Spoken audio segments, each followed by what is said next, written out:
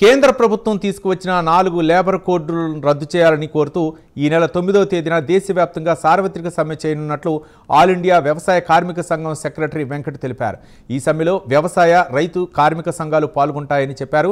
అదేవిధంగా కేంద్రం ఉపాధి హామీ పథకానికి తీసుకువచ్చిన సవరణలు రద్దు చేయాలని కోరుతున్నట్లు తెలిపారు. ఈ పథకానికి 2,50,000 కోట్ల రూపాయలు కేటాయించాలని, 200 పని దినాలు కల్పించాలని వెంకట్ డిమాండ్ చేశారు. ఇన్ని చట్టాలున్నా ఎలాంటి చర్యలు యాజమాన్యం మీద తీసుకోలేకపోతున్నాం.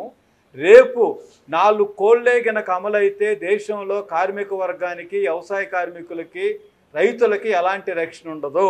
కాబట్టి 4 కోడ్స్ రద్దు చేసి యథాతథంగానే కార్మిక చట్టాలు ఉంచాలి అని మేము డిమాండ్ చేస్తున్నాం. బడ్జెట్ 2,50,000 కోట్లు కేటాయించాలి, 200 పని దినాలు కల్పించాలి, 600 రూపాయల వేతనం ఇవ్వాలి, అర్బన్ ప్రాంతాల్లో కూడా ఉపాధి హామీని కల్పించాలని ఒక ముఖ్యమైనటువంటి డిమాండ్తో కోట్లాది మంది ప్రజలు రేపు 9వ తారీఖు సమ్మెలో పాల్గొంటూ ఉన్నారు గ్రామీణ ప్రాంతాల్లో.